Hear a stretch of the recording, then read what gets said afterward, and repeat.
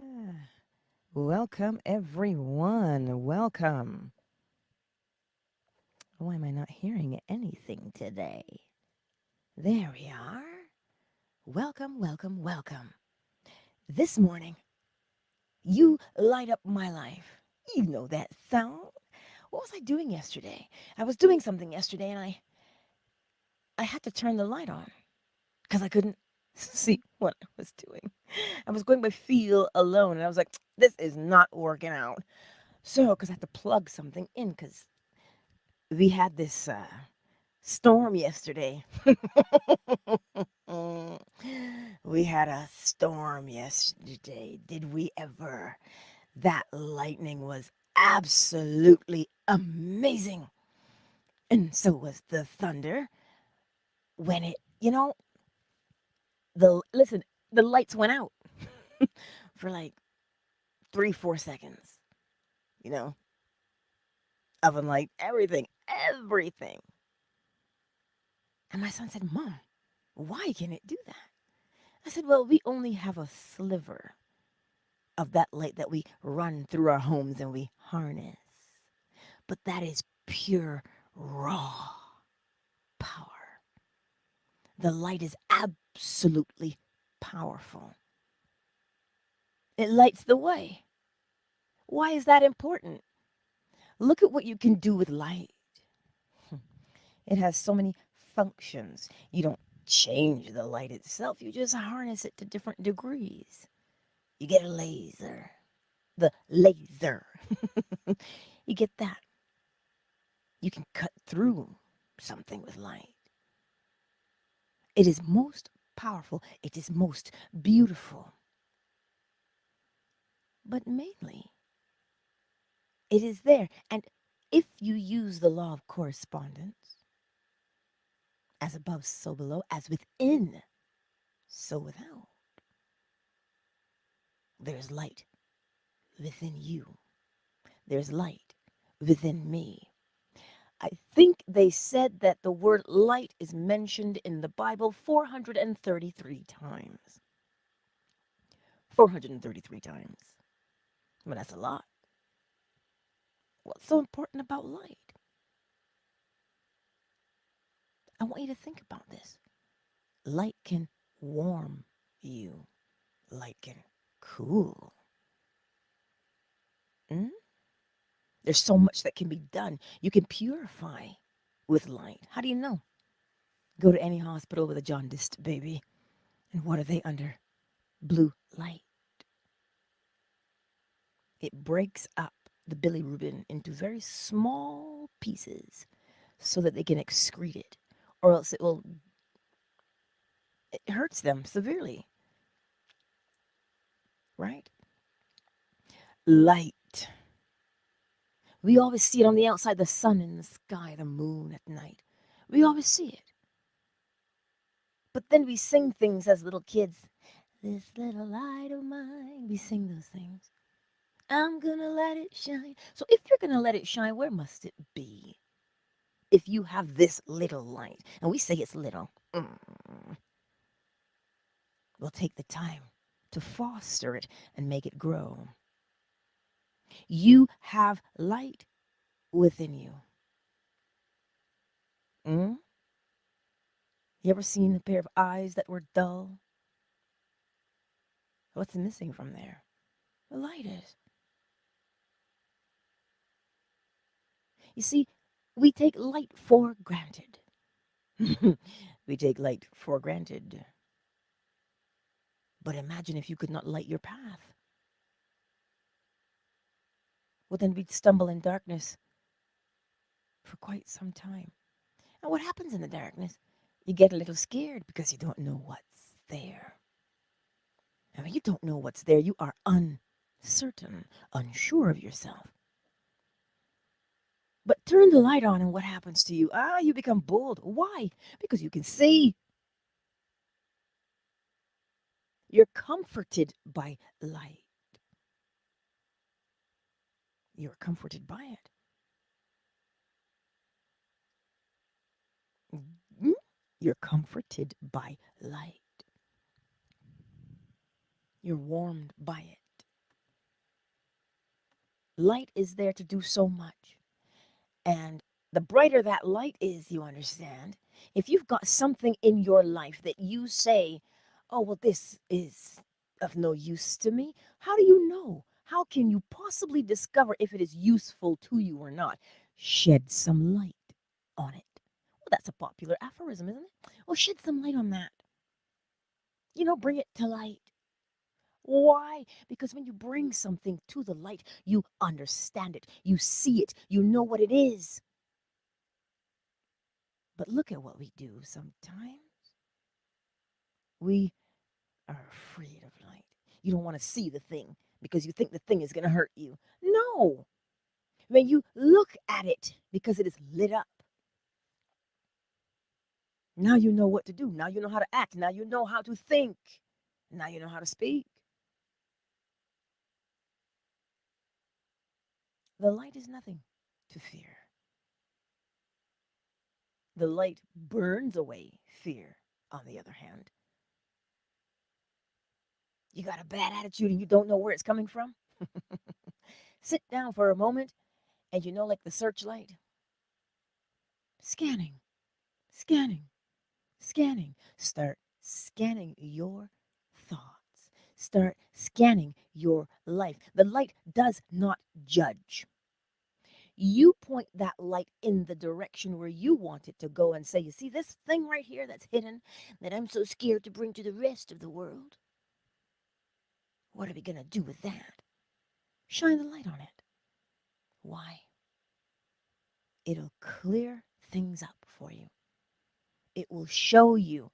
You notice the light is not going to judge you, but the thing that's in the light, when you see it, then you get to make the decision that says,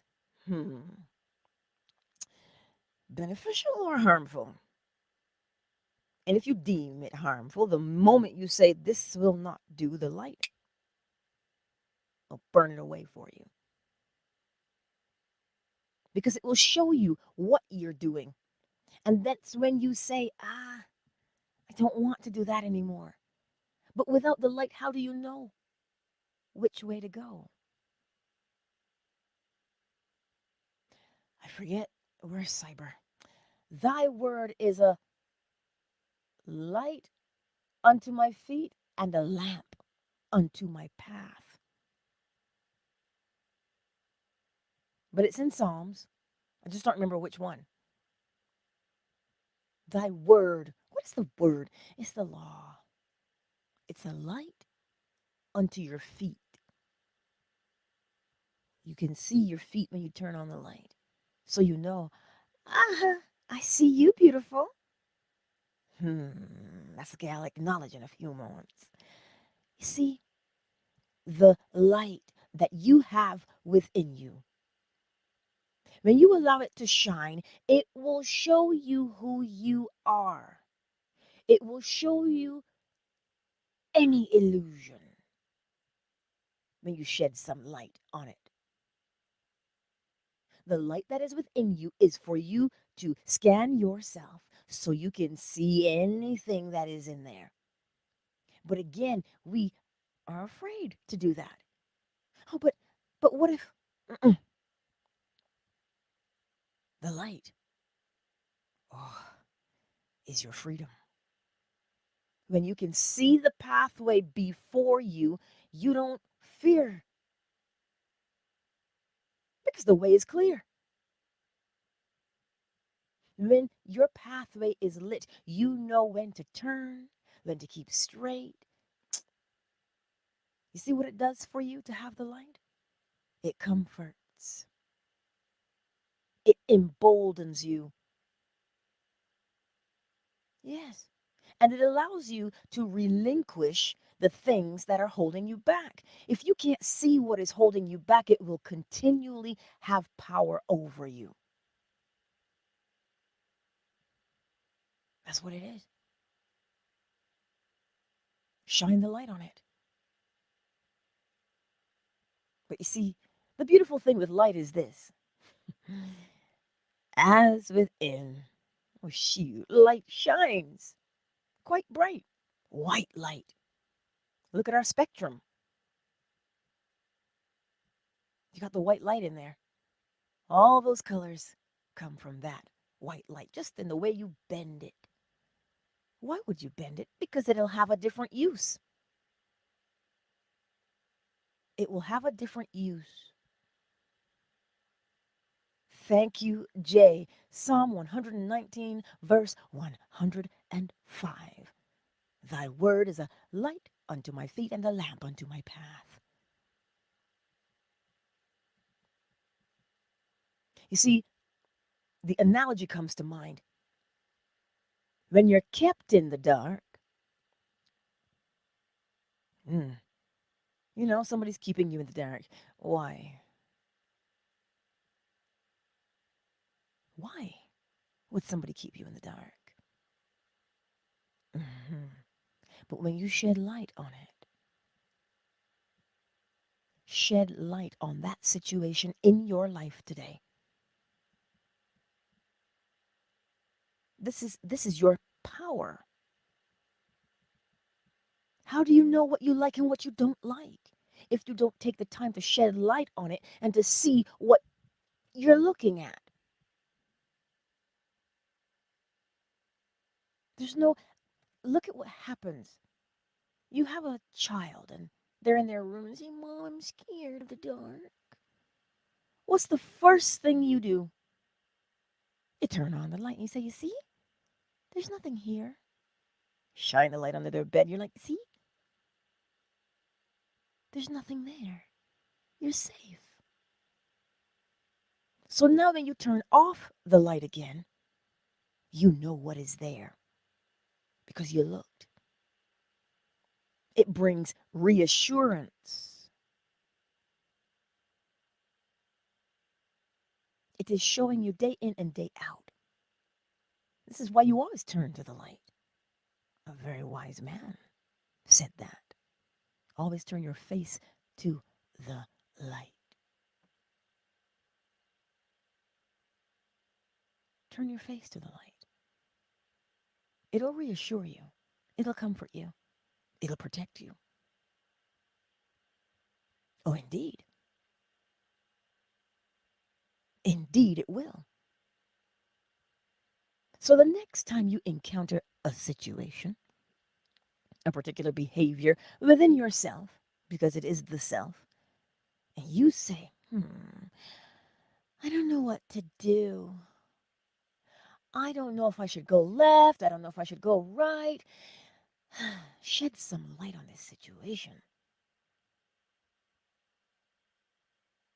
That should be your first thought. As opposed to, oh my God, I don't know what to do. No. If you say you don't know what to do, what's your next step? Shed some light on the situation. The light guides. You know that old soap opera, Guiding Light? What's the word? Guiding light. Why is there a lighthouse? Because the light will show the captain where the path is. And you notice how the captain does not avoid rocks. He seeks the clear path. Why? He already knows when he sees the clear path where the rocks are. You don't have to look for the rocks to know where they are. Look for the pathway that is clear because the light will show you where it is. That is the purpose of the light, to show you your path, not to show you what to avoid. This is why when you hear things like, I need to let go, that's going to put your focus on your problem. But remember the lighthouse. The lighthouse shines that light so you can see the path. And if you see that clear path before you, well, then clearly you will know where the rocks are. By default, you will know where the rocks are. But you don't spend your life looking for the rocks to avoid them. You spend your life shining that light to see the clear path. That is what we do. It shines a light. So what else does that? That is like exactly the light. But you can call it another name if you'd like. You mean the law? Oh, indeed. You see, if you don't know the law, you stumble in the darkness. Why would you stumble in the darkness? How would you stumble in the darkness if you don't know the law? Because we begin to pick up emotions from other people, their projections, the law of gender. Thoughts do not stay in your mind, especially the persistent ones. They don't stay in there. As within, so without, because everything moves. So it can't stay just inside of you. So that's how you know, right? So the law is always lighting your path so that you can keep straight or turn left or turn right or wait a minute, right? That's what the light does. That's what the law does.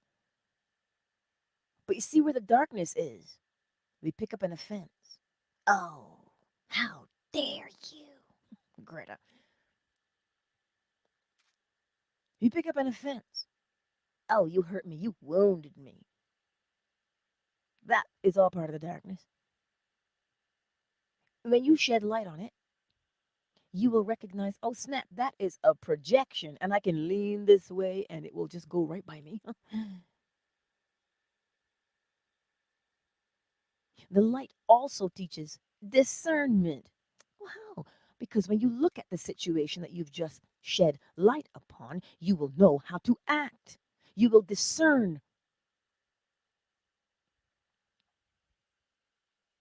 This is the law. You can equate the law to light because it shows you a clear path of what's going on around you. It tells you the all is mind. The universe is a mental creation. As within, so without, as above, so below, because everything vibrates between two poles, a swing to and fro, creating a rhythm, an ebb and a flow. Every cause has its effect, every effect its cause. A projection of the will or your intention, masculine, giving life, giving form, feminine. When you know those, not only are you anchored, you're actually free. How so? You're anchored because you recognize that you're governed by law and that it is unconditional love. And you're free. Well, how could you possibly be free when there's rules? The rules allow you to be free. They allow you to be free. And then they tell you that you're free every single time. You're free to do what? Think. It's mental. You're free to think. It frees you to think. Why is it so important for you to think? Because then you'll shed light on things and you'll think clearly now. Let's take a moment to welcome everyone into the space, shall we? Twitter. Hello, Liza. Is it Liza or Lisa? It just depends, but it looks like a Liza to me because it's a Z, or it's a Z. Jeff, I see you. Luke, I see you too. Oh, Sizzy McGuire. Hello, darling. I've never said your name before. Welcome to the space. Right here on Twitter. It is good to see you, and I trust you will find it a benefit to you, that you can apply something today to change your life. Who's here on Fanbase? I didn't mean to hit the crying face. The heart is next to it, and my fingers, well, it's a small space, yes? Fanbase, who's here? Smoking. Just made an entrance into the room. KZ Flo smiles. Miss McQueen Zola. I see you. Welcome and thank you for being here. Right? On Fanbase? Now, who is here? I gotta move a little closer. There's that one line, when I said move a little closer, there's that one line in the movie Ironclad where he's fighting the Danish guy and James Purfoy. The Danish guy says, he's a marauder. He says to him, how's your faith now, Templar? And he kicks his sword and he says, why don't you come a little closer and I'll show you? One of the best lines I've heard. Anyway, on YouTube, The Better Man, Ruby, Jay, and my beautiful Agnieszka. Welcome to the space. Agnieszka. Welcome to the space. Anot, Ruby, Empress, Ella, Asonia, I see you. And my beautiful Anot, yes, I see you too. And for the others who have not made themselves known in the chat, I see you. And for the replay gang, I see you too. And Facebook, Indy, I see you. Yes. The better man is saying, I need to practice the law every day because there's always something that you need to use the law for. Ah, ah, the law governs all facets of life. The light never goes out. It cannot. Think about that for a moment, just for a sliver of a moment. Yeah, the light is always on because it has to be. Why? Let there be light. And there was.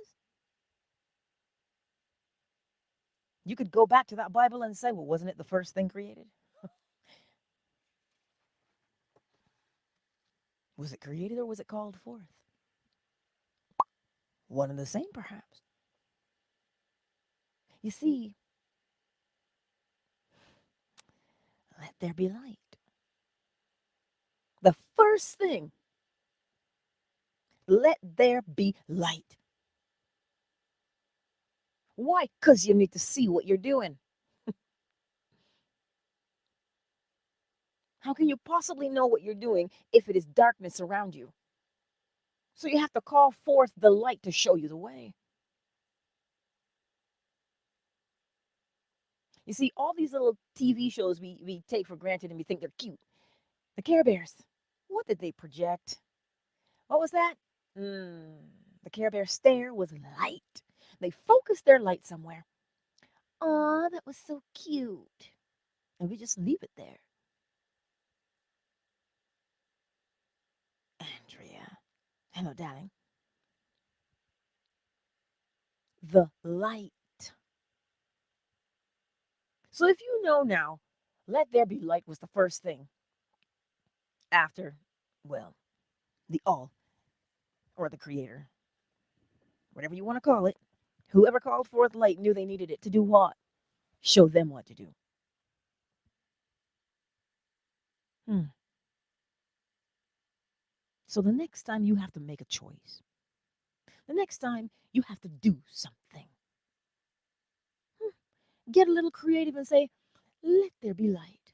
You know why? Because you need to know what to do. You need to see your way forward. You need to see. Why is it important? Because it brings you peace of mind. When you see where you are and what you are doing, you know what choice to make. You know as well as I know.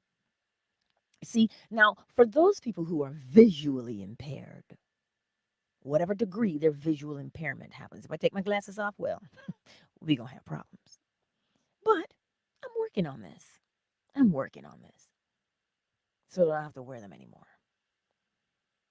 But even though, because I know my grandpa did it after he lost his sight, he knew his house so well. He didn't, the only thing he needed assistance with was cooking. Well, safety first, right? You want to get that stove lit. So somebody helped him with that. But everything else he could do, he knew where everything was, every doorknob, every latch, every window.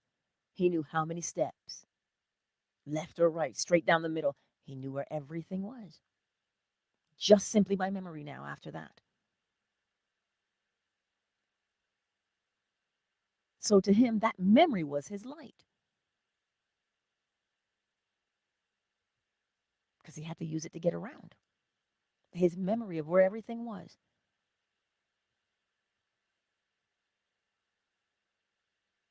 So, what are we going to do today?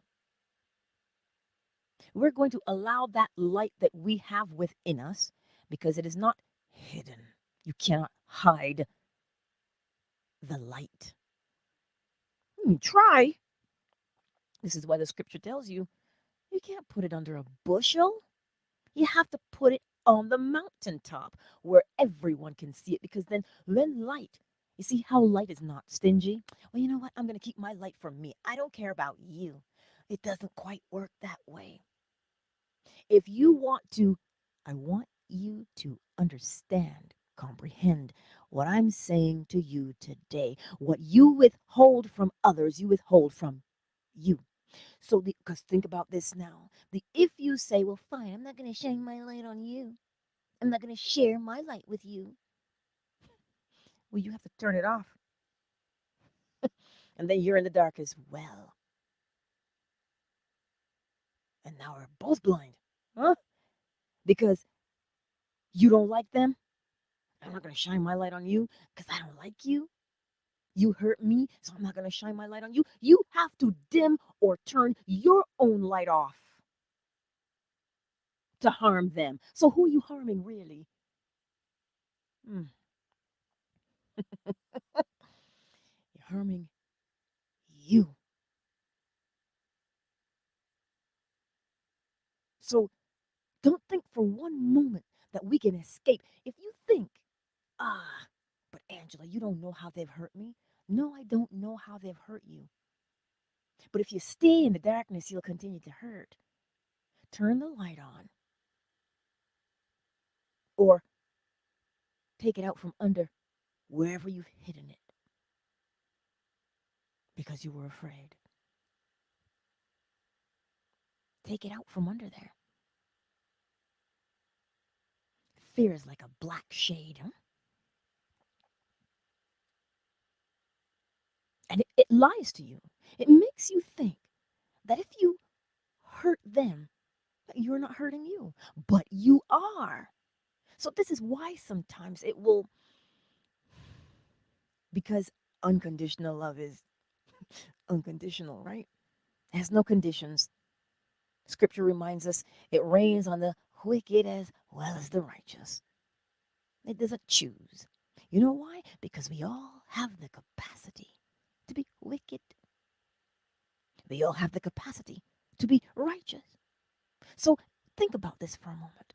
What if the all looked at you today and said, well, you know, Angela, you acting a fool. You're in the dark. Time out. But you see, it's not going to do that to you. What it does, it allows you to see yourself. And when you see yourself, now you get to say, once the light has been shed on you, and you're like, oh, wow, I, I really like that thing about myself. Let me improve on that. Let me make it stronger. Let me do more of that because I love it. Remember the lighthouse? If you know yourself, yeah, you know yourself, and you shine that light on you, you know what thing you're looking at that you don't like. You know the dissatisfaction because you can see it, you can smell it, taste it, the dissatisfaction. But when you put the light on it, because that's what you do, you put the light on it, that light will now show you the pathway, the new behavior that you should do. That's what the light is for. It is also what? Polarity. It shows you where you are and what you're doing and presents you with a beautiful question. Do you like it? No. Then let's show you a pathway. What do you want to do? Where do you want to be? Right? That's what it does for you. It takes the focus off of where you don't want to be. Why do you want to keep looking at the path that's covered in rocks? That's not the direction you want to go in. So if that's not the direction you want to go in, put the light where it should be. The direction you want to go in. Light that pathway. Light that pathway. Ah, Ms. M. Welcome, my beautiful darling. Welcome. So you see today, allow the light to guide you. It'll show you any obstacle. And when you see the obstacle, you'll know exactly how to get over, under, around, through, because the light is there to show you where to go. It's on your pathway. But the one analogy I want to leave you with is that lighthouse. The lighthouse will always show the captain the safest and clearest path to dock. Why? Because your safety is important. Look at this for a moment, right? Your safety, your pleasure, the light. That is your most important thing. Because when you use the law is like this. My grandfather had we call it a searchlight or a torch, yeah? But a searchlight.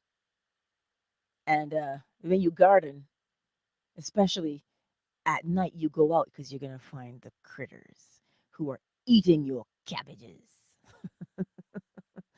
So you get the light and you go out. Think about this. You're out there in the dark, right? And you've got a searchlight. Whatever direction you point it in, whatever direction you point that searchlight in, there could be darkness all around you, but the minute that light is on, that way opens up. And you can see. You hear a noise, bang, you point the light there. Why? Because you want to see. So today, remind yourself that the light is there to guide you. But I'm scared, Angela. Shed some light on it. Why? Because then you'll see why you're afraid. And when you see why you're afraid, now you can say, oh, really? I'm afraid of that? Eh. The light makes you bold. The light makes you bold. But look at the other ways of light. You go outside on a sunny day, you cast a shadow because the light is shining on you. The light is shining on you. So you are illuminated. So when you see your shadow, right? What does that mean to you? Next time you go for a walk, I want you to look at your shadow. The shadow from you being outside in the light and having it shine on you. Without that shadow there, you wouldn't know that you're in the light. That's the light on the outside from the sun. But the light within you, the light within you is what matters too. As within, so without. There's a light outside, there's also one inside. Take time. You got to clean your chimney. Now, if you ever grew up in hurricane season, you know you get the newspaper out and you got the chimney because the soot on the chimney of that kerosene lamp dims the light. The soot does. So after you cool the chimney, you take it off, you get the newspaper, and you clean all of the soot off from the inside of that chimney. So when you put it back on now, the room is bright. I know some of y'all like, what? A chimney? What you mean? Isn't a chimney on the roof? No. Uh-uh. If you grew up in the Caribbean in hurricane season and you know that electricity is not going to be there, you need kerosene in a lamp. You got to trim the wick. Where does that come from? You've heard that in the Bible, haven't you? 5 wise and the 5 foolish virgins, they had to trim their wicks. Trimming the wick? What's that mean? Trim the wick, you get a real good burn. The light is brighter. That means hone yourself, craft yourself. Trimming the wick. You're getting rid of all the stuff that shouldn't be there. That's what you're doing. Because if you don't trim the wick, right, you can't light it. You can't light it very well. Because then the fire that burns from that distorted wick is not clear and crisp anymore, and it will go out. You know this as well as I do from burning candles. Trim off that part that isn't serving you because it will not allow you to burn. So these are our old habits, our old ways of thinking. We got to trim those. How do you trim them? Change your behavior. Do the new behavior, is what you're doing. Ah, cyber, yes, you prune the vine. That is also a story in the Bible. You prune the vine. Watch any good gardener. You want bigger garlic bulbs? You have to get to the little curly thingy part because it's gonna, if you let it flower, all of the energy now goes to making a beautiful flower and sucks all the energy out of the bulb. So prune it, and it tastes good. Prune it. But we're afraid to prune because we think it's going to hurt. Listen, I understand it. You've been doing something for so long, it's old hat. There's a comfort in doing the old thing. Those old shoes feel good. Or as we say, new brooms may sweep clean, but the old broom knows the corners. So you're comfortable in it. That's why we don't want to let it go because, oh, you mean I have to do something new? You mean I have to do a new way? Well, you could do the new way, or you could stay as you are. But if you stay as you are, you know exactly what to expect. Also, if you change, you also know what to expect. So you see, the light has many, many purposes. It does. So take your time and shine that light in you. Shine the light in you. You'll see all the dust bunnies floating. And you'll think to yourself, wow, huh, I don't like that attitude. You know what? I'm going to do this instead.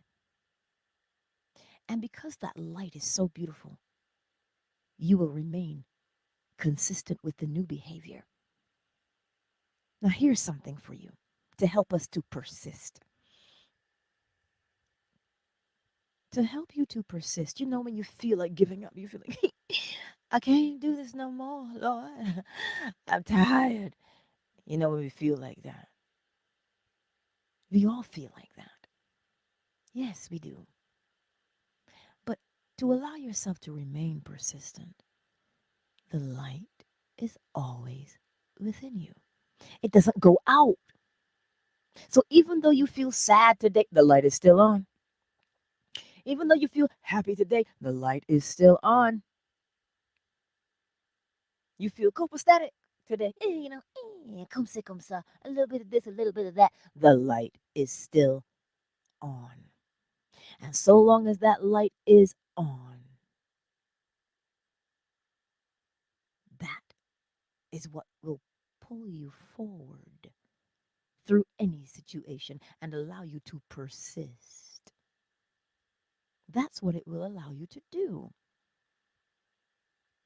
Can you imagine if the light went out because you were sad? Oh, now you're not just sad, but you're sad and in the dark.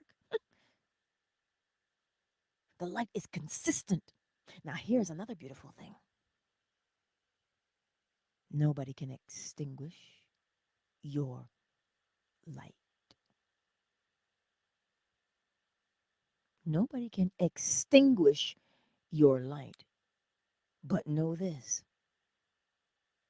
remember the chimney full of soot? They can, and you know how somebody can hide your light from you? By trying to convince you that it isn't there. That is how someone can hide your light, because they cannot extinguish your light, but they can make you believe that you don't have one. And if you believe yourself to be in the darkness, then you will speak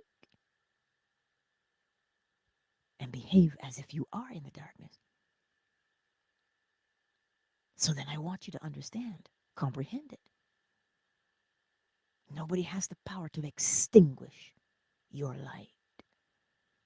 The only thing they can do is to hide it from you by making you believe that you don't have a light. Well, how would they possibly do this? Oh, you're no good. Oh, you dumb. Ah, you're worthless. Oh, oh, you can draw. Oh, you can sing. You can dance. Oh, good for you. So can the other 8 billion people on the planet. Oh, you think you have value? Value my arse. You don't have any value. Oh, you see, that's what happens. People come along and they want to say things to you. That's why I tell you to remember always, out of the abundance of the heart, the mouth speaks. If somebody comes along and tries to belittle you, you have two options. Recognize that they are speaking from a place of a dimmed light because they believe themselves to be in the dark. So now out of them comes the darkness because that's what they believe. Or you can recognize it for what it is. Oh, snap. You got your light hidden. No wonder you're speaking darkness. You don't pity them. Don't pity. Speak light into them. You don't listen, you don't even have to say a word to them. But when you recognize that that's what they are doing, you will not be hurt by their words because you will recognize that it is a projection of their internal atmosphere. And then when you walk by, you can silently say, light be unto you. You see, we don't ever have to hate anybody because then you're only hating yourself. My father always says that. He goes, she don't even like herself. How can she like somebody else? And daddy always says that. You gotta like you first. Yes, Andrea, it is the law of gender when they project. See, we are always projecting because nothing stands still, everything moves. And in order for things to expand, well, then you must project that thought into the womb of creation and you get an experience back. And from that experience, you'll behave a particular way. Causation. Right? But that cause is influenced by the rhythm that you've set down by way of polarity. And the rate at which it moves, which is the vibration, is above it. And how does it know what to move? Because of what is within you. How do you know what's within you? Because the universe is a mental creation. Backwards and forwards, forwards and backwards.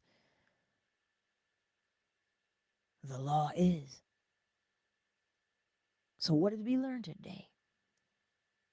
You have light within you, and it cannot be extinguished.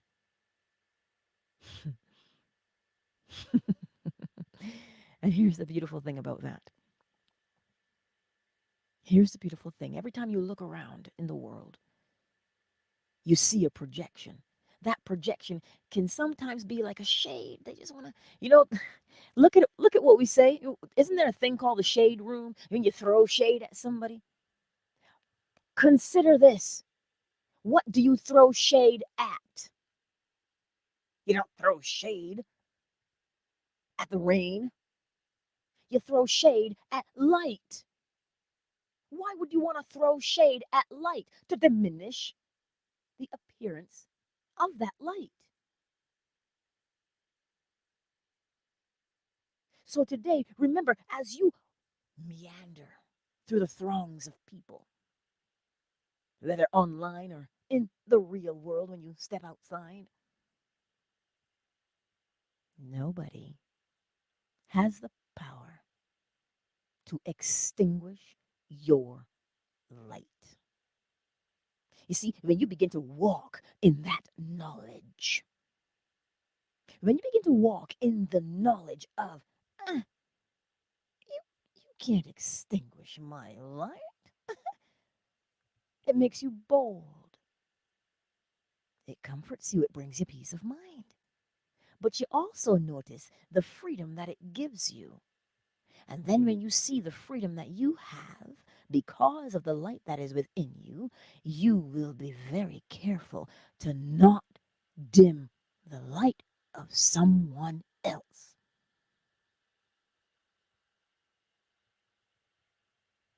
Mhm. Because we think power means to subdue somebody else. No, power means use for your own benefit, to trim your own wick in your life. You have the power to do that. But with great power comes great responsibility. You have to be responsible in the use of it. Because mm, remember that. You're not here to dim anybody's light. You're here to shine yours so that they too will be encouraged to shine theirs. That's the power that you have, the power. But you see, we become drunk with the power of wanting to subdue somebody else when you're only subduing you. You're only subduing you. Only you. Only you. I gave the example earlier. Who remembers it? Drop it in the chat for me if you remember it. About why you want to project the light outward. Because you can't hurt somebody without first hurting you. You can't. As much as we think we can, you cannot.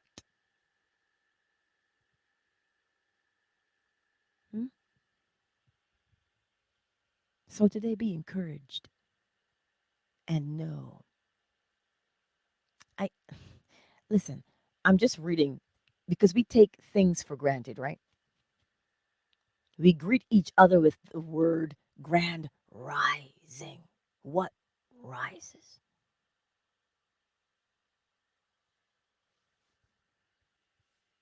Light rises, water rises, but light. So if we greet each other with grand rising, that means you've got light within. From the rising of the sun to the going to the, what is it? For the going down thereof. Whew, I'm going back, way back for these scriptures today. Way back into the recesses of my mind.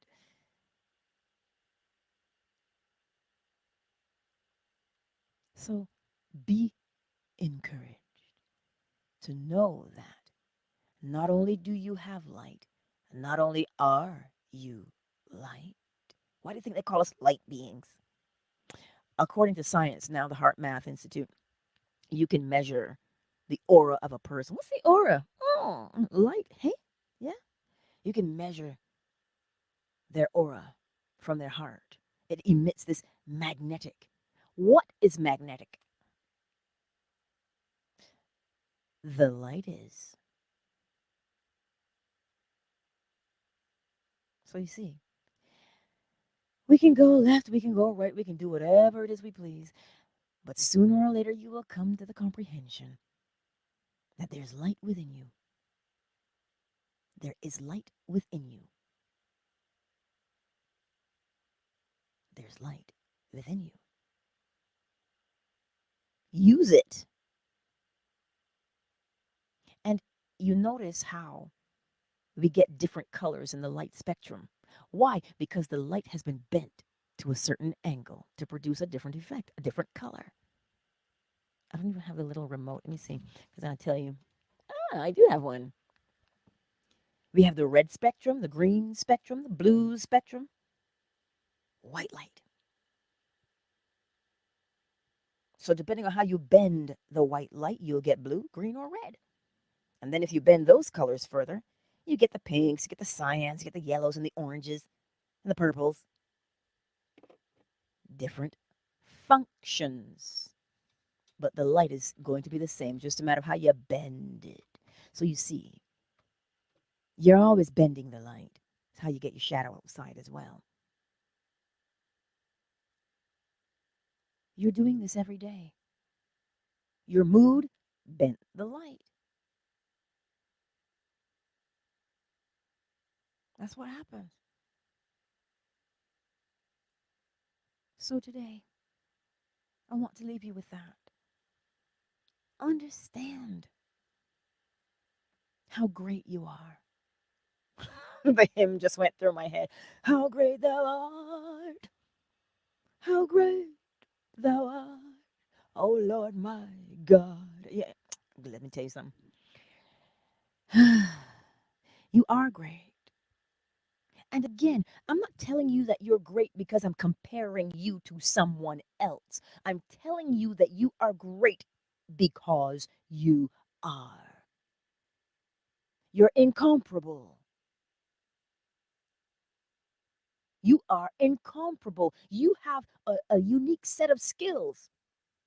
Oh, yeah, somebody might have the same skills as you, but they do not have your perception of those skills that you have, and they don't use them the way you do.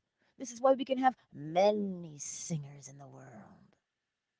But the way they have lived life will do what? Bend the music that comes out of them. So you are unique. You are great. So stop living under this thing that says, oh, but I'm not as good as George is.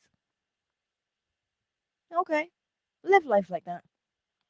And every day you'll be on that roller coaster. Whee! One day you're up, next day you're down. You're up, you're down, you're up. That is exhausting. So practice being consistent like the light is with your knowing of who you are. Practice knowing who you are so that when you go out into the world, your essence is there. Just like I told you before, every time I smelled Brute, I would think of my daddy because he wears Brute. And if I smell Old Spice, that's his twin brother. So you just walk around and you're like, yeah, you have that signature to you. You leave something behind. You know, you can go somewhere and go, oh, this person was here. Oh, that person was here. Oh, yes, you leave the essence of you behind. So if you walk with confidence, breathe with confidence, in through the nose, out through the nose with confidence. Why would you have confidence? Because the light gives it to you, because you know what you have. And if you know what you have, you know what you're capable of. And if you know what you're capable of, you do it. And when you do it well. And so when you step back, you can say, well, hot diggity dog, I did that and it looks lovely. You think when Michelangelo chiseled David from 17 by 6 feet of flawed marble, that he didn't lean back and say, I done outdid myself today. You think he didn't say that? You think when he tapped his chisel with that mallet, he tapped it with, oh, I don't know. I don't know if I'm going to do this right. No, because that marble was intact. He just chiseled him from one piece, 17 by 6. One piece. If you tap too hard, you crack the marble. If you don't tap hard enough, you don't get enough of the marble off. And if you don't get enough of the marble off the first time, you gotta keep tapping, which will do what? Ah, weaken, because it will create miniature cracks. So you have to be precise. Precise, precisimo. You have to be precise. How do you get to be precise? Knowing who you are and what you're capable of.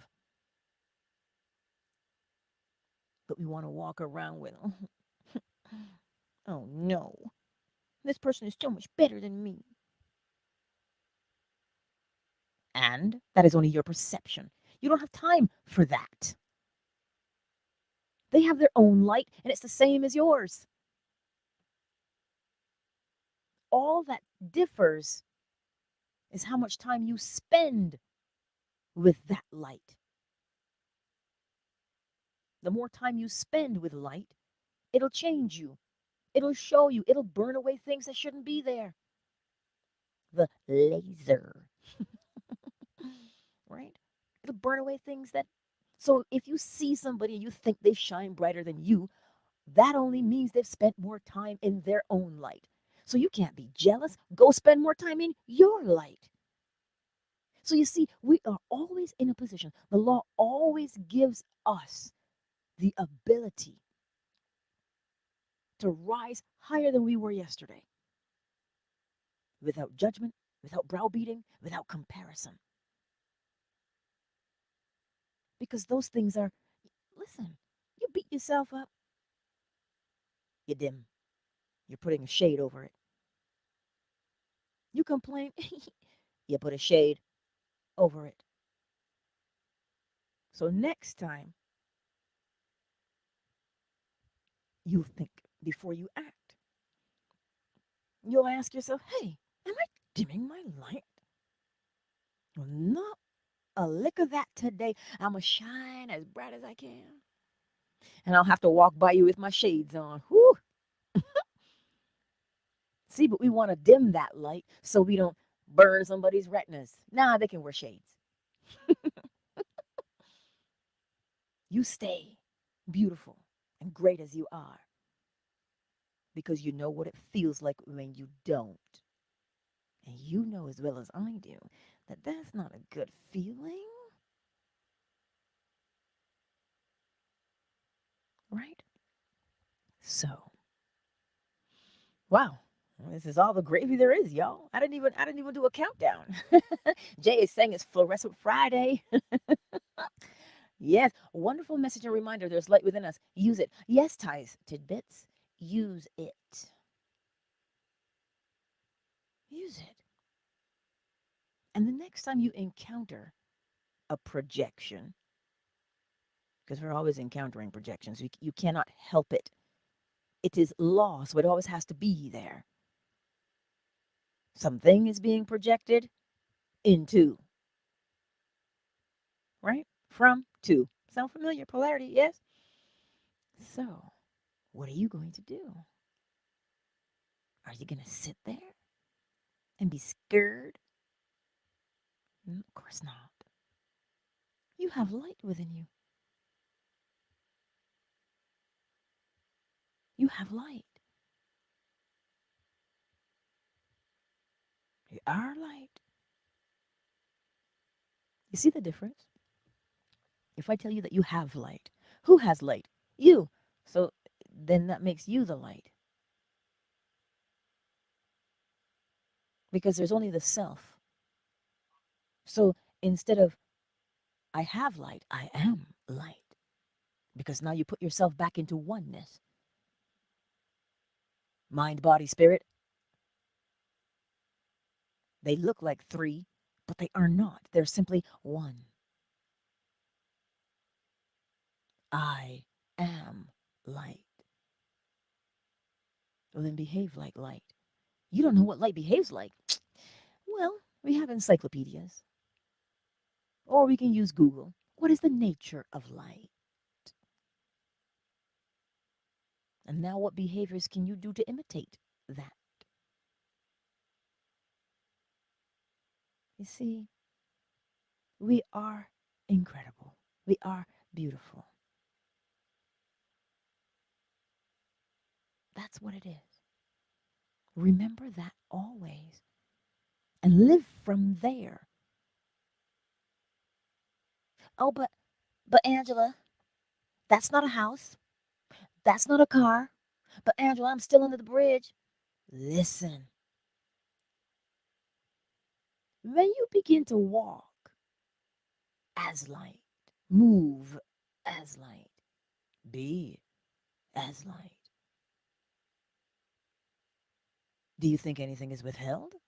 Well, it can't be because you're not going to withhold it from yourself. You're not going to question yourself and go, oh, I don't know if I'm good enough for that. Oh, I don't know if I'm worth that. I'll think a little bit smaller. That's not what you do. It is not the thing, it is the person who creates the thing.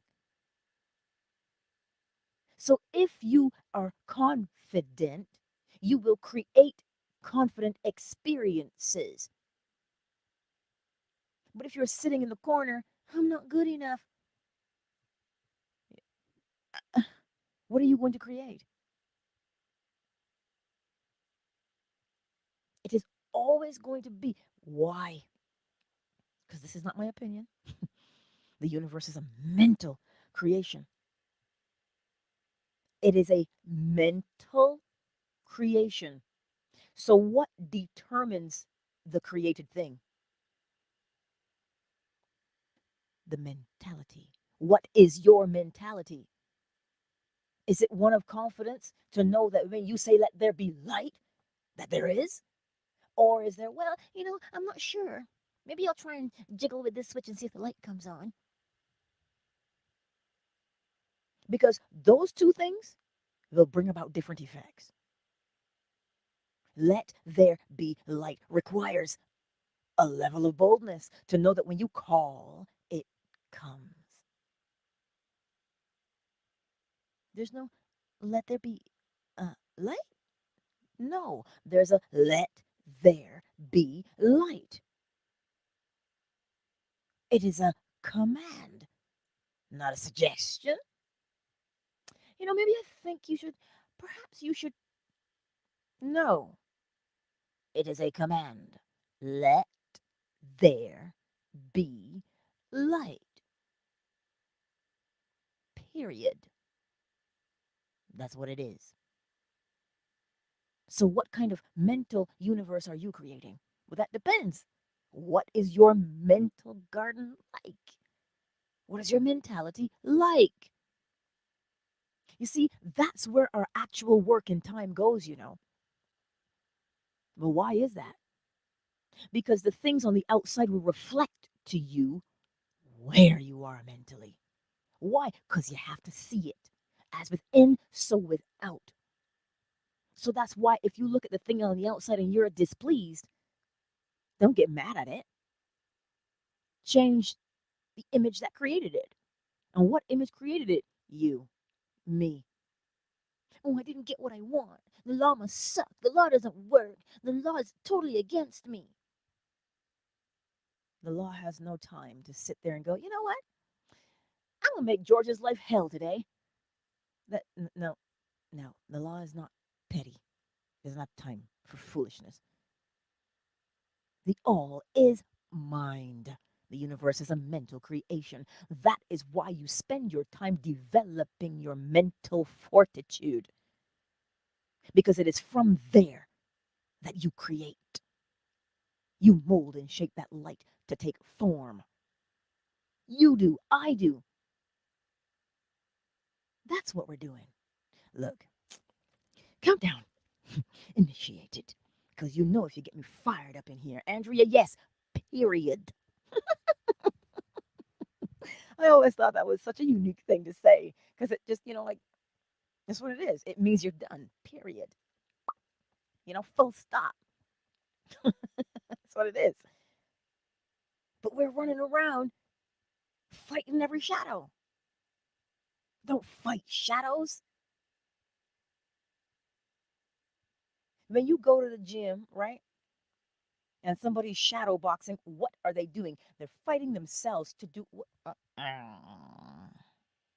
They're checking their technique. So when you fight in the mirror and you see your reflection, you can see where you need to correct. He doesn't bust the mirror because, my form is off. No, he corrects his form so that the image he looks at in the mirror will reflect his correction. That's what he's doing, or she, depending on who you are in the gym, right? So have the confidence to know this about yourself. Lean with it, rock with it, right? That's everything is bending to who you are. The reason why those flowers wilt behind Pepe Le Pew is because Pepe Le Pew is a skunk. I don't know if you've ever had the pleasure of smelling a skunk, but it'll change your life forever, I'm sure. Oh, yes, plenty of times. Oh, let me tell you something. When you have to shut windows, that stuff just lingers. The essence of the skunk lingers. And it bends everything around it. Look at how quickly we shut windows, right? This is what we're doing all day, every day when we move through the world. What we have, our attitude, is what bends and shapes the world around us. So if you argue in your head all the time, oh, glass house, you argue in your head all the time, worst case scenario all the time, you got a pogo stick in the corner so you can jump to conclusions, you know? When you do that, you're bending and shaping the world around you. It must respond to you to show you what you are doing. So what you gonna do? What are you gonna do? And you see, it's not even. I know people say, "Oh my God, that work is like so hard. All this shadow work." How did the shadow get there? Oh, light. Oh, work with the light then, here, and the shadow changes. But we want to go rummaging around in the darkness. How you gonna rummage around in the darkness? What are you gonna see to change? Nothing. Anywho, countdown initiated. 5, 4. Today, you should have received your email, or you should have received your Patreon post, because page 7, the Hermetic Philosophy, we are answering questions. So if you don't have your questions in there, get them in there, because that is at 4 p.m. Eastern Standard Time. And even if you can't be there, get your question in so that I can answer the question, because we're going to go through that section. So if you have a question regarding that section, let's do it, because then you can be part of the replay gang and catch it later. Right? 4 p.m. Eastern Standard Time today. You should have a link. If you don't have a link, it's in WhatsApp, it's in your email, it's on Patreon. Where else is it? I think that's about it. So that's going on today, because we have to learn them, right? And you always know where to find me, right here on YouTube, where we're going to get the last remnants of gravy from the bowl. So Twitter, oh, I love you. Thank you for being here, Liza, darling. Mm-hmm. And Sissy McGuire, thank you. And Jeff, thank you. I appreciate you all for being here in Twitter today. Go forth and enjoy the weekend, right? And as you're out and about, remember, shine that light. Shine it. I love you, Twitter. Twitter is closed. Fan base. I see y'all smoking. KZ Flow smiles. Miss McQueen. Yolanda Zola. I did not see my summer rose today.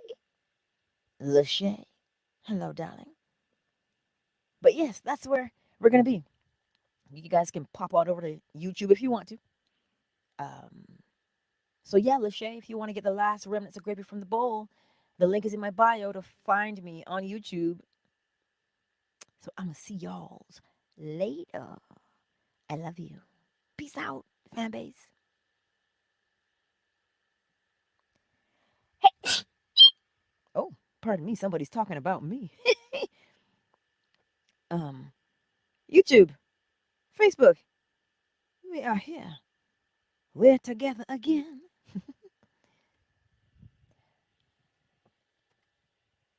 Cyber. What a great question. Uh, yes. I just don't know when. I don't know when. Um, but they're there. Cyber, can you see that little envelope in the link tree? I'm trying to remember if I have your email already. Email me, Cyber. Okay, okay. Email me. I see you, Ruby and Andrea, darling. K Frame, J, Ties, Tidbits. Uh huh. David, I see you. Empress, Ella, Walter, Ms. M, the better man. Agnieszka, I see you. And Sonia, I see you. Sugar Visions. Sugar Visions, I see you too. Oh, thank you, Andrea. Blessings unto you also. Zola, I see you. But yeah, does that make sense to us today?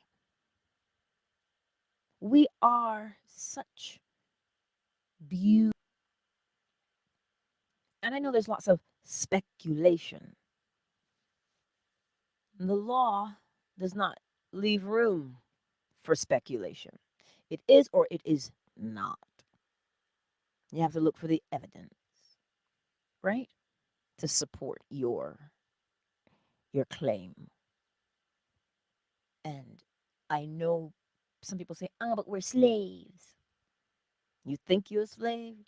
You'll be one. Because the only place for you to be a slave right now is in your mind. Somebody earlier up in the chat mentioned Marcus Garvey. Yes, Bob Marley also did say that. Emancipate yourself from mental slavery. Why? Because right there in that, all anybody has to do is get your mind, and they've got you. So you have to be the one in charge of your own mind to think for your own self.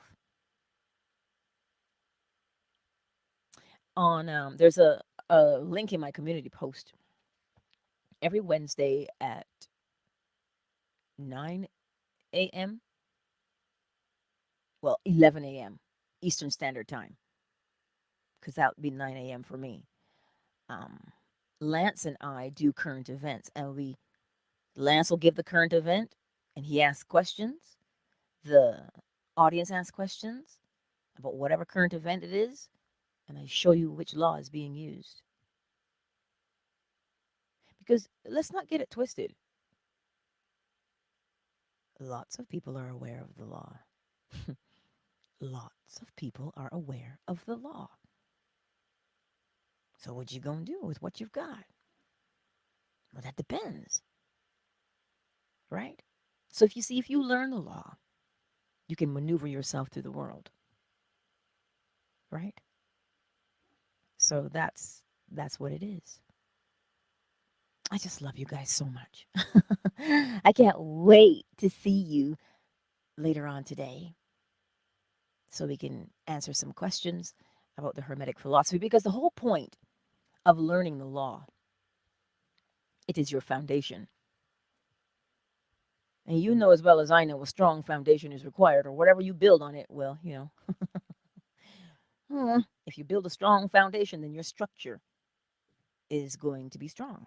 But if you have a wishy washy, weak foundation, or as the scripture says, if you build your house on the sand, well, the storms of life will come along and wash that away. Yes. Oh, Andre. There's there's two Stevensons in the space, or am I missing something here? One is Andre and the other is Andrea. Oh, well, this is lovely. Free your mind, and the rest will follow. For the kingdom of heaven is within. But of course, the kingdom of heaven is within. What does that sound like? Correspondence. Oh, as within, so without. The kingdom of heaven is within you. Yes. You see, you can either be a peasant in that kingdom, or you can be a ruler in that kingdom. That's completely up to you and the way you see yourself, your concept of yourself, your awareness of yourself.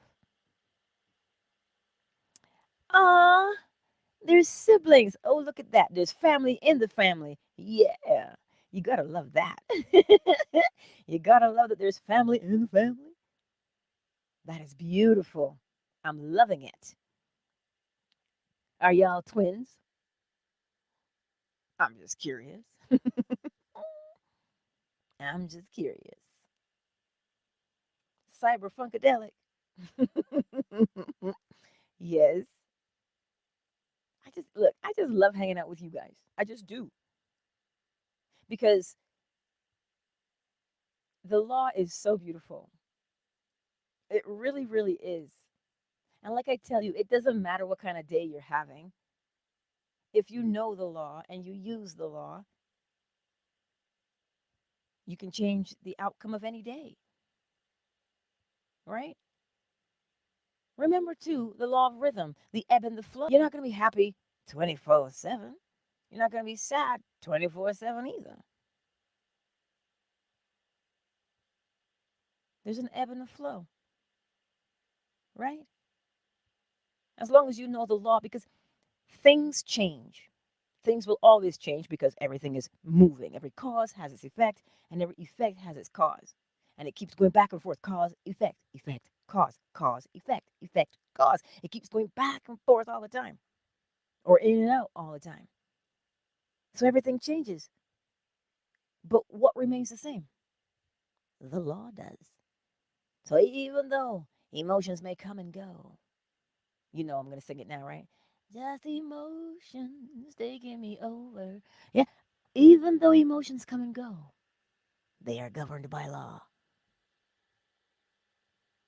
Oh, Andrea, what a great question.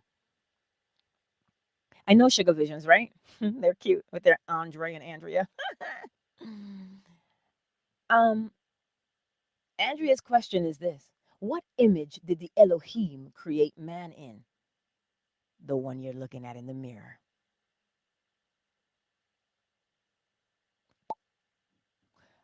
Why would I venture to guess that? Because as within, so without. What image should the lemon take? The seed, right? The seed that was planted will show you it is the image of the seed. So we have some similarities to them because allegedly they made us, right? Let us make man in our image. So they made us based upon what they look like. So when you are looking at an apple tree and you see the apples on it, you know what was planted. So if you look at us, you can see them. But chances are they are larger than we are, right? So perhaps we are a miniature to them. But that, by way of law, is how I would answer that question. If you're going to create, it's like your children, right? It's like your children. They're in your image. They may have their own personalities, but they have a resemblance to you. They have the same human form, right?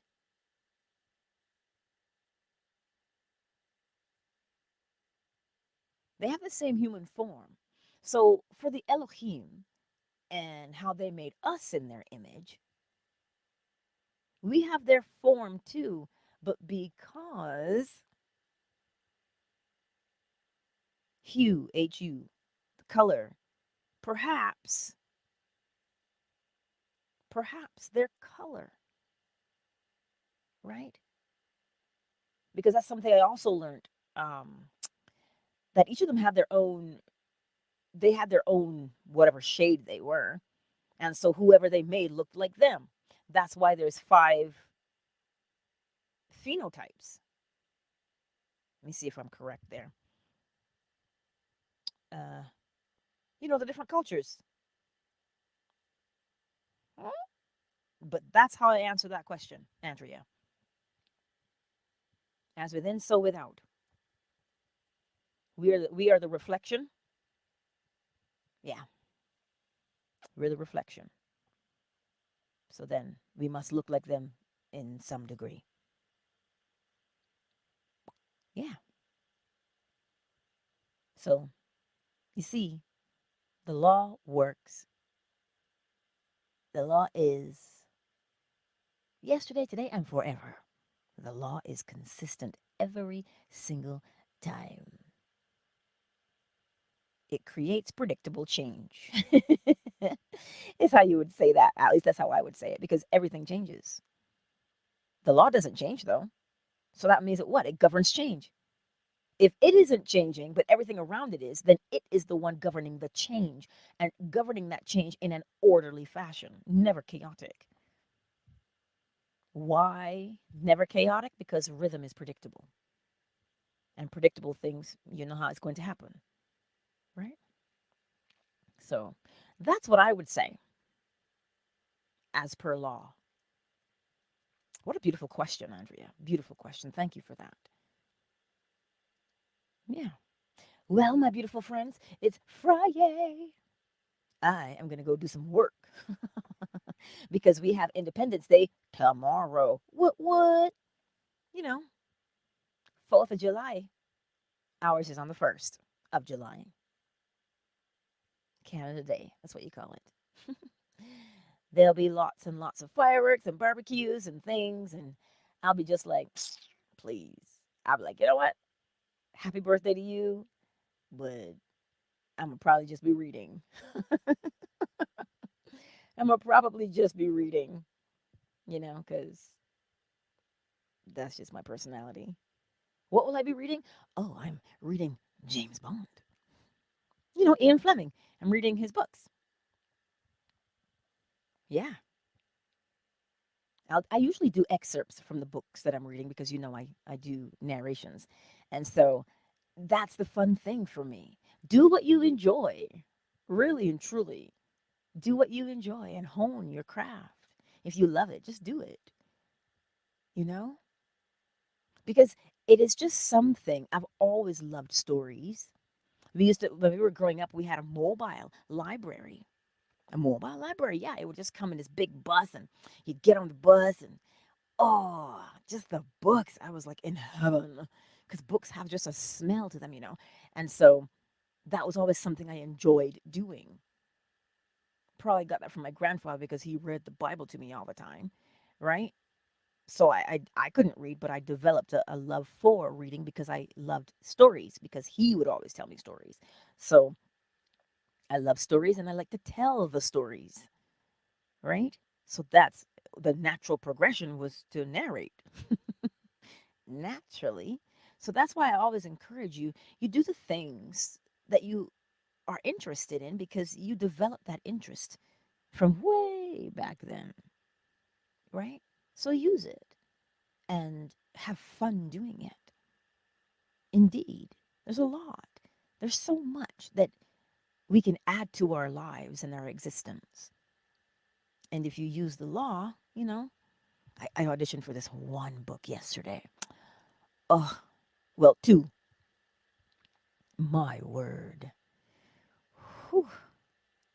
Let me tell you something. I was moved to audition because the subject matter.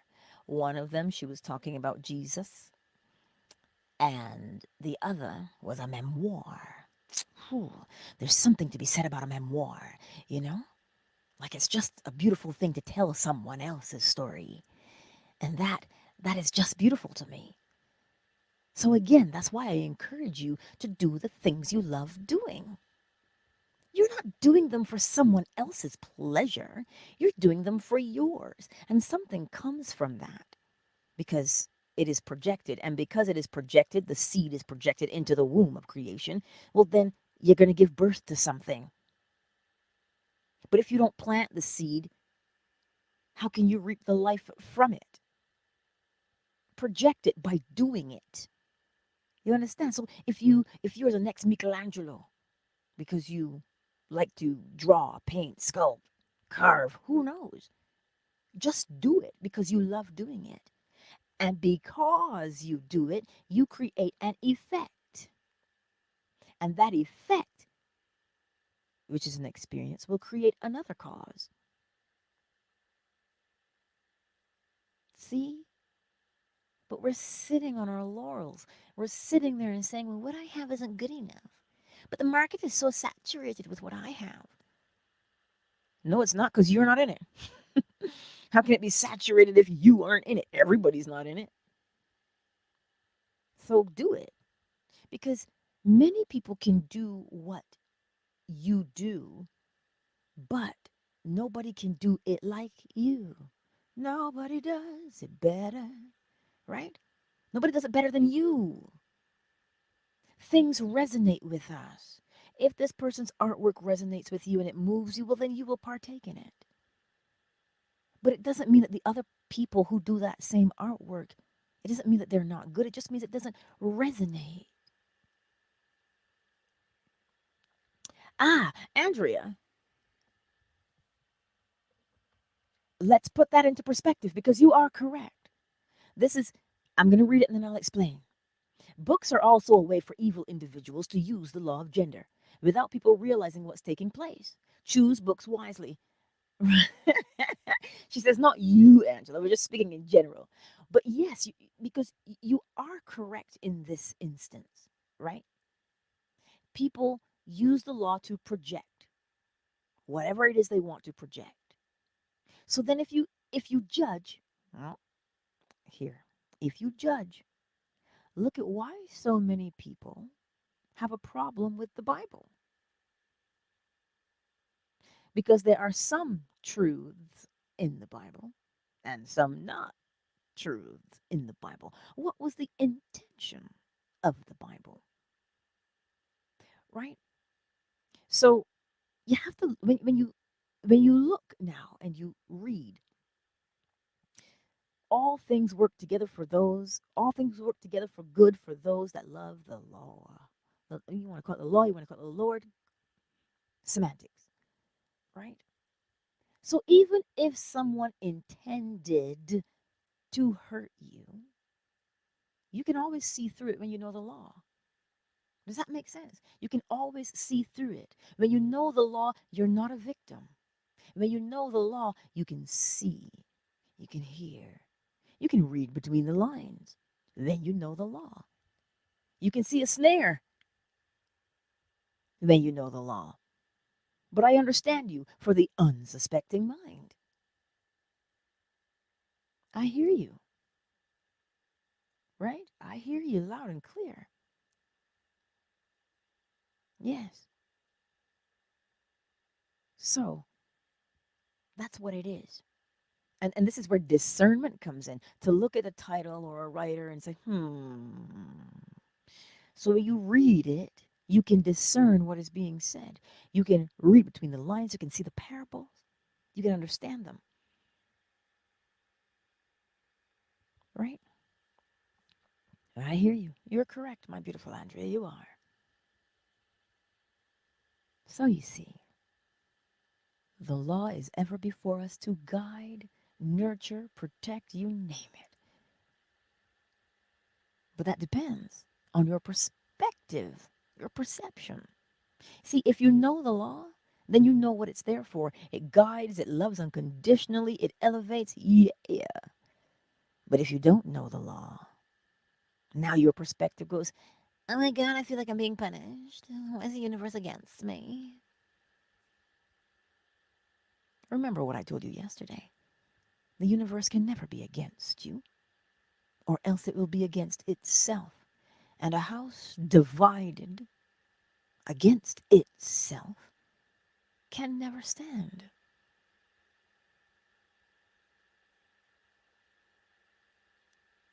Indeed, Cyber. See what Cyber says?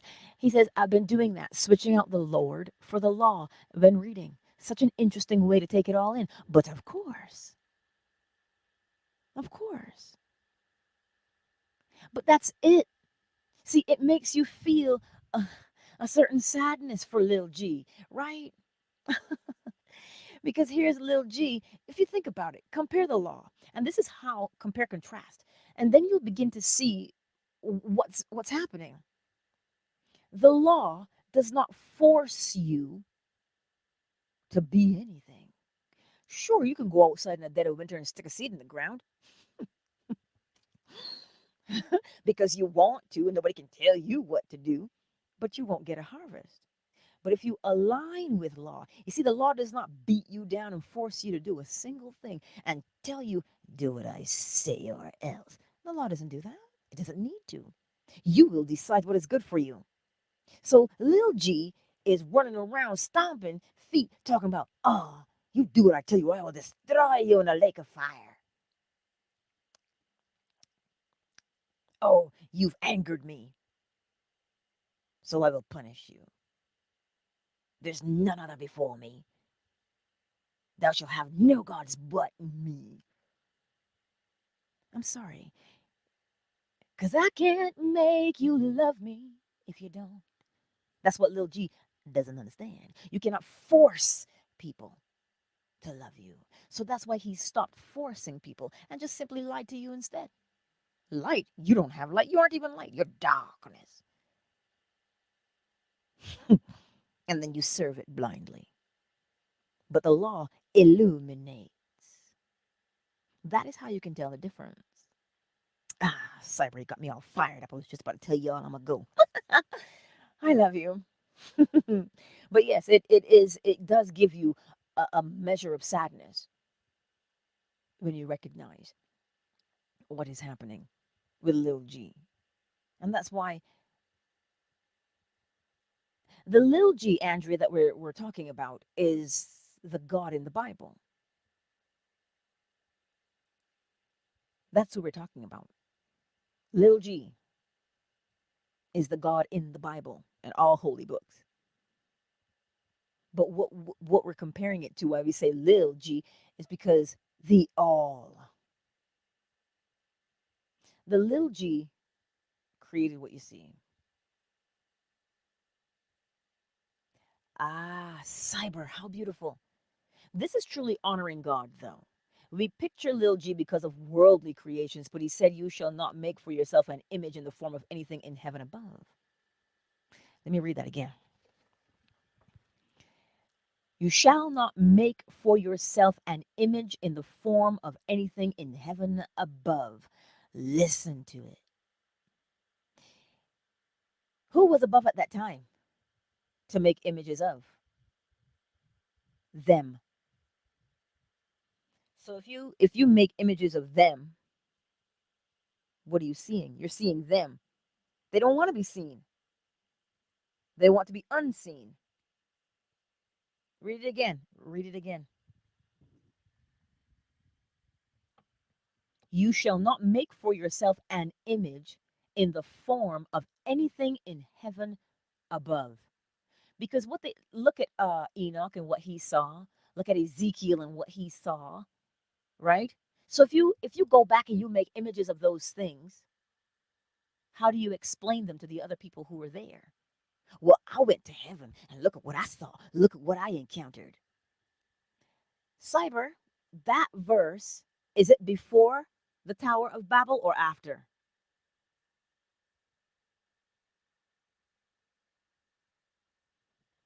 How about I turn on my iPad and search?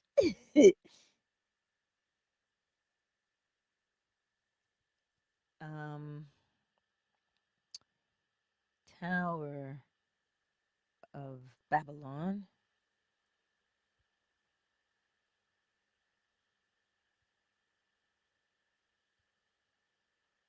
Bible.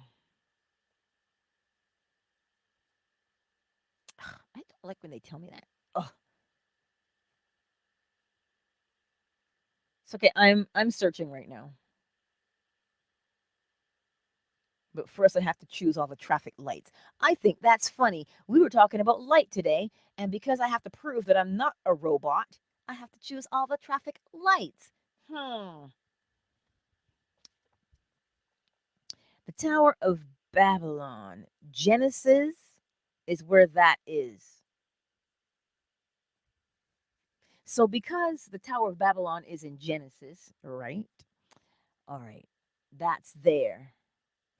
So that's a commandment, right? You shall not make for yourself. Let me tell you, you shall not make for yourself.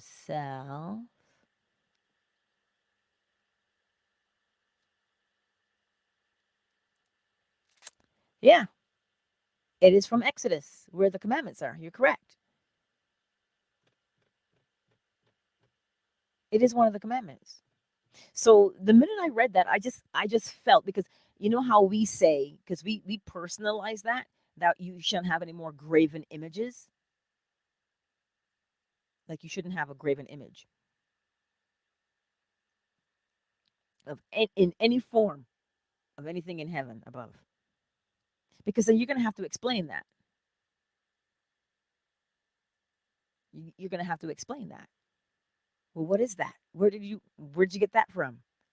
You know. So it is very interesting because we interpret that as you shall not make for yourself an image. Now, why would you make an image? Well, according to law, image, right? And our bodies, we use images. We use images. That's how you create, by way of an image, something in your mind that you can recreate. An image. That is how we create. So he's saying, don't make any image of anything you see here. So who was he talking to? Who was he talking to help us understand that phrase more? Um, so that is in Exodus. So he was talking to Moses, was he?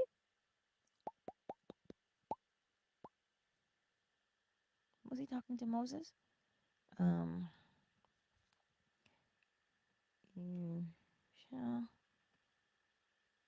I want to know who he was talking to. I'm searching. You shall not make for yourself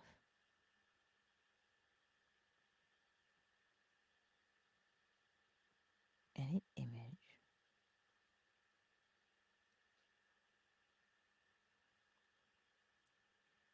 I'm just trying to find an image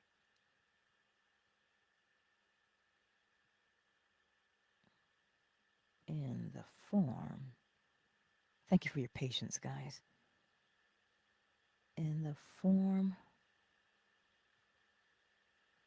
of anything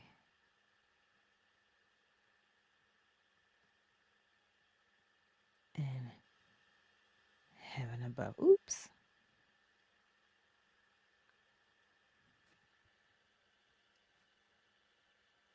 Yeah. He was talking to Moses.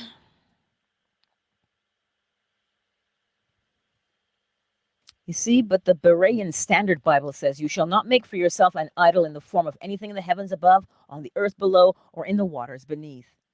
Yeah, so that's he's talking to them, right? Why would he say that? Because he wanted to be the only God. So you can't see anybody else but him. Vain is what it is. And so we take that because if you think about how we create using an image.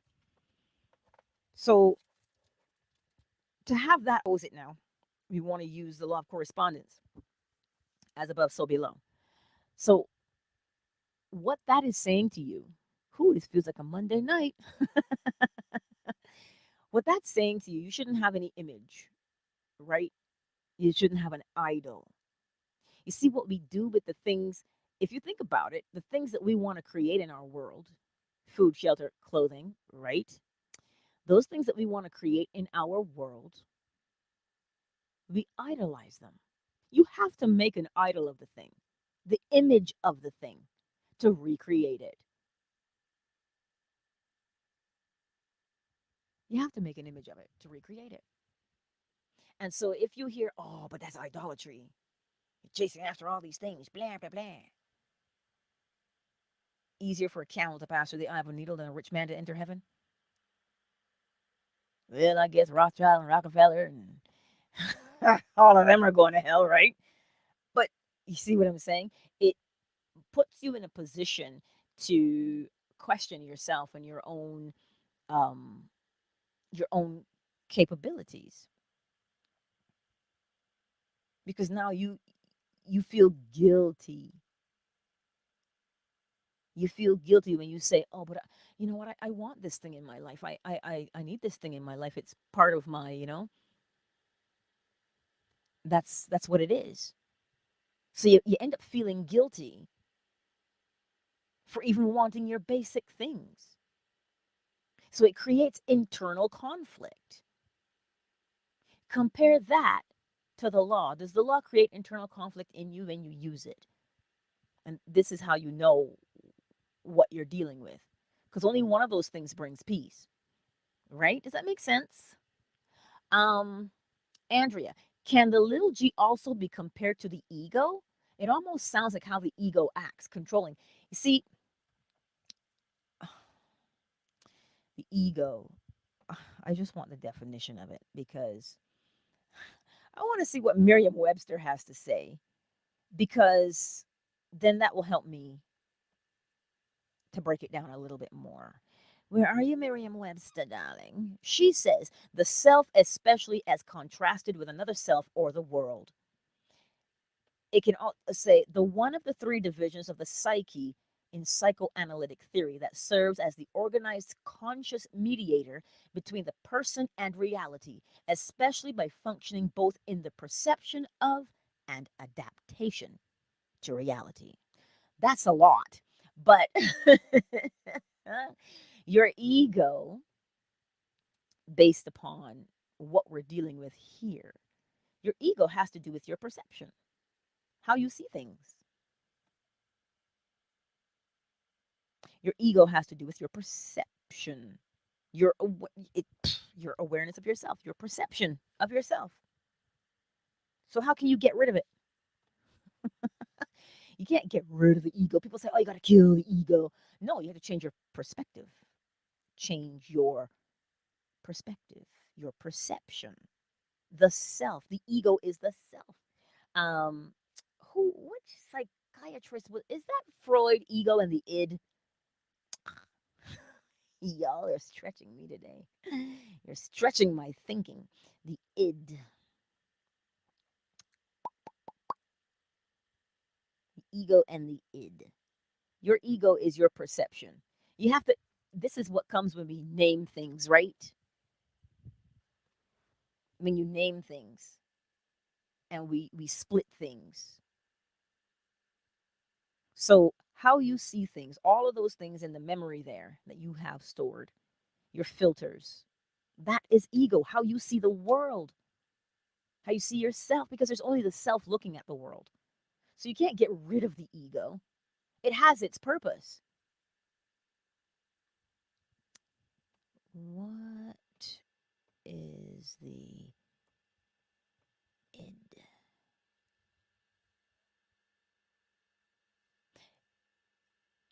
You change the perspective, is what you're doing.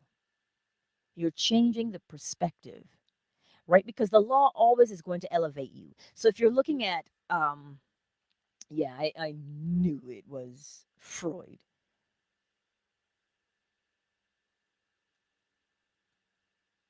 I'm reading it here. It says, perhaps Freud's single most enduring and important idea was that the human psyche or personality has more than one aspect. Freud's personality theory in 1923 saw the psyche structured into three parts, tripartite, the id, ego, and superego, all developing at different stages in our lives. So the id, he has it in this structure, is your instinct. You know, things that you're born with. You breathe, you got to eat, your instincts, your raw nature. So the stuff that comes, the software that comes on the body when it is created. The ego, he calls it reality, how you're living out in the world. And the superego, he calls morality, which would be the spirit, right? But if you think about those things, they are simply a progression. They're a progression. I'm looking at the images right here. It says Freud's structure of the human psyche from Simply Psychology. But remember always what psychology is. Psychology is the study of the mind. And what is the mind? The all is mind. The universe is a mental creation. So with the instincts, you can't get rid of your instincts. They are there for a reason. So if he's saying now, that's the id, your instincts. Your instinct is to cross the road if you see something funky going on the other side. Your instinct is to not go there, or your instinct is to, oh, let me do this. Your intuition. But all of those things are only governed by one place, your perception. Your instincts, however, are your software already running. It's your software that is already running. It's things that you just do as humans. The instinct to procreate is one of them. We're just driven to do it. That's instinct. You can't get rid of that because it's how we remain here. Can't stop procreation because, you know, but then ego reality, that reality, how you see the world. But what shapes how you see the world? Your perception. Somebody told you. Somebody told you something, right? And so you develop, oh, don't talk to strangers. That goes to my mind all the time. But I saw this little girl in the mall. She was wearing a onesie, like a jumpsuit, a jumper, and it was kind of dragging on the ground. And she was trying to get on the escalator. And I said, no, please wait for your mother or your father so that you can be safe. That's all I said to her, just like that, because I knew if she got caught there on that escalator because her pants were dragging, you know what I mean? We're going to have a hell of problems. So all I said was, please wait for your mother or your father for your safety. That I didn't tell her don't get on. I told her what I wanted her to do. Wait for your mother, your father. But in the back of my mind, I'm like, dude, man, this is a kid. You're you're talking to somebody's child. I'm like, I had to make that call. So now her perception, right, is going to be influenced by that. How did I approach her? I did not approach her in a way that incited danger, stranger danger. I didn't do that. But most people don't either. So you hear what I'm getting at? It will shape her perspective in some kind of a way coming from the outside. You know, I don't know how many times I've stopped and said to a child, hey, you stay on the sidewalk, wait until the bus moves. You don't cross there because you can't see. I'm yelling at people's kids. So now that shapes their perspective in a way. So that's now how they're going to see reality. And what shapes your reality is what you've learned and picked up. How you read, how you write, how you walk, how you talk. Those kinds of things will shape your reality. Ego, right? That's what he's saying. So now that you have the super ego, how he has it here as morality, there's a level of discernment. But based upon the English language, if you say super ego, if the ego is a bad thing, so is the super ego not worse than the ego because it's a super ego? You've now enhanced the word ego by putting super in front of it. So this is why sometimes the way you use the language can be confusing. Let me read. Andrea says the ego is someone else's perception placed on us during the formative years. Yes, it shapes your perception of the world, how you learned. You know what I mean? What you learned, and now how you act out into the world. That's just learning. It is programming. So, what have you been programmed to believe? Right? Is what ego is. So, here's the thing, you can't get rid of the ego because then what are you going to program? If the ego is a set of programs, who is being programmed? You can't get rid of it, or else you have nothing to program. But it's how you program it that determines how it will be expressed. So now this is why he's talking about the morality, having the ability to look at what you've learned and use discernment to say, ooh, this no longer serves me. Let me do this instead. That is more beneficial. So you can use your discernment to reprogram yourself because the design is that it is programmable. The form, the human form is programmable because it has to be. How else will it learn and decipher information? So you have to program it so it can do what you want it to do. So you can't get rid of that part of you. But what you can do is to choose the type of programming because it is the type of programming that determines the expression of the person in the world. So you say somebody, oh, you're so egotistical.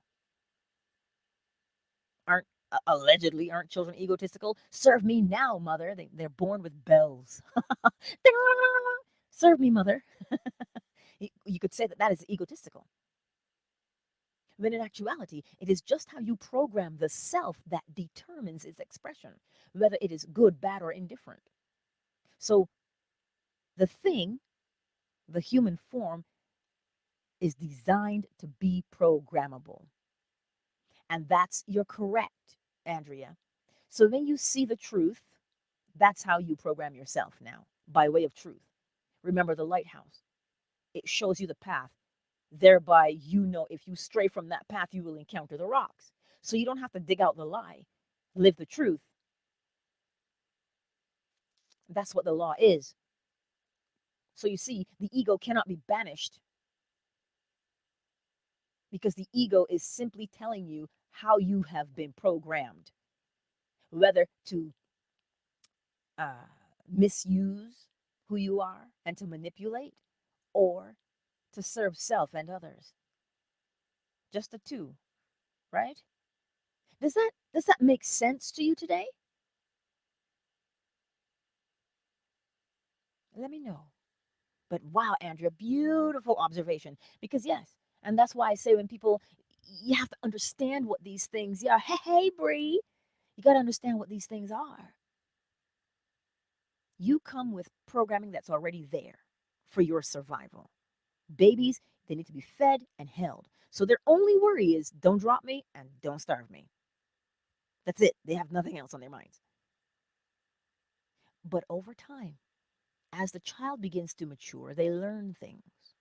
And then they will learn how to trust. Are you reliable? They'll learn that. So if you're teaching them that, you know what, I'm dependable, I'll always be here for you. If they learn that, now when they go through the world, they don't mistrust people. They don't give people the side eye. They will give people an opportunity to prove themselves because they're looking for a particular set of behaviors because you taught them to look for behavior. I'm going to be here at 9 and you show up at 9. I'll put you to bed. You put them to bed over and over and over again. Trust is formed. So you can make a mistake once or twice. But if you consistently break your word, you teach them how to mistrust. So now when they go into the world, because they don't trust, what are they going to do? They're going to try to control the situation so they know what's going on because they can't rely on somebody else. So now that looks like manipulation. Thereby they're egotistical. Oh, you're just doing things for yourself. You're just going to manipulate me. Right? That's how they have to move in the world because of what they learned. Does that make sense? It's just all in how we train up a child in the way they should go, and they will not depart from it. But what is that way? The way you train them, the way you teach them, the way you disciple them is how they will remain. Look at how hard it is sometimes to break a pattern. Because once it's laid down, it is laid down because that is the design. But you know how it is laid down by repetition. So then, if you want to lay down a new one, you've got to repeatedly do the same action. Yes? David, all programs are running in our minds. Change the programs and you change the life experience. Yes. Yes. Remember, you're the one in the light casting the shadow. The shadow that is cast depends upon what's in the light. So, whatever that program is that is illuminated in your life, if you don't like it, what is it showing you? It's showing you where you are and what you're doing so that you can say, here's where I want to be, and here's where I want to be, here's what I want to be doing. That's the law of polarity. So you see, at every turn, if you apply the law, you're going to be successful. Make sense? You guys are awesome. You're awesome because it's my people are destroyed for lack of knowledge. You have to know a thing. And when you know a thing, you can apply it. When you apply it, you get wisdom. But if you don't know a thing, how can you do it? And if you don't know what to do, you remain as you are. You remain doing the same old thing. That is the beauty of what the law provides. Because without the knowledge of the law, as I said before, we begin to feel like we're being taken advantage of, we're being beat down, nothing ever works in my favor. Like that's what we would believe, which is a lie. So when you know the law, you begin to see, oh my goodness, I don't have to take insult. I don't have to feel bad about myself because, you know, Cyber, Cyber, what did you co-conspire to do? You see what he said? Our plan is working. We're about to hit the 2 hour mark. Cyber, you're such a bad boy. You're awesome. But no, like, I trust that makes sense because without the knowledge of the law, we walk around blindly thinking, oh, you hurt me. I'm a victim. I'm going to fight. I'm in pain, so I'll project it out. Listen, whether you are in pain or whether you are not in pain, we project because projection is law. It is the law of gender. You are projecting constantly. And so what you project constantly must bear fruit. So if we constantly project the pain, well, then that is what we will forever reap. And that's what happens when we don't know the law. Because when you look at the pain in your life and you apply the law, you say, oh, wait, that came from outside of me. I have value, but they tried to convince me that I didn't. You know what? I don't have to believe a lie anymore. And you change. And you begin to see your value and your worth, and you start to walk and talk and behave differently. Now you've transmuted your pain into pleasure, into joy. You've transmuted it, and it no longer holds you captive. You freed yourself from pain. And once you've freed yourself from that pain, you now also project what? What you've now come into. So you're no longer projecting pain. See how you change your life? But we are so programmed to think you are weak. You can't change. You can't do anything. But when you know the law, you know now, because you can go outside and do it and prove it to yourself. If I put this particular seed into the ground, the only thing I will eat is what it bears. So I planted peas, I'm going to eat peas. So if I keep grumbling and complaining, I will keep grumbling and complaining. So what must I do? Plant the seed of what? Peace of mind. Meaning, every time you're tempted to complain, look for the law and say, whoa, this is a projection. Oh, I don't have to complain. I see what that is. And you keep doing it day after day, moment after moment. You change your harvest. Indeed.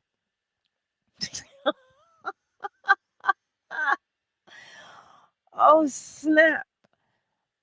You guys, I opened my eyes and saw what you're saying in here. Um, Andrea said you should have a chat and chew. Listen, I don't even know what a chat and chew is. And Cyber says, is it about another time for a testimony stream? Yes, it is. What day do you want to pick? Suggest one and a time. Suggest it, right? Yes, Ruby. If you don't know, how can you change? Exactly. The knowledge is required so that you can apply it. Knowledge is just, listen, you don't just have confetti in your pocket. You have confetti in your pocket so you can throw it. You have knowledge now so you can apply it. Same thing. My stomach is growling. You all better not be listening to that. Anywho, go forth into the world and shine your light because you are the light. That's all. Yibbity, yibbity, yibbity. That's all, folks. Sorry, I couldn't help myself. That's the little pig from the. Uh, shoot. I can't believe I just did that. Anyhow, remember to like, share, subscribe, share this video. You know, share the knowledge so that we can grow together. I love you all. God, it's almost 8 o'clock. It's almost 8 o'clock for me. It's almost 10 o'clock for y'all. I love you. And when the law excites you, you understand. You can't help but shout it from the mountains. Go tell it on the mountain, over the hills and everywhere. That's what you do today. Go tell it on the mountains. Why? Because it is light. And that's where you put light on the mountain.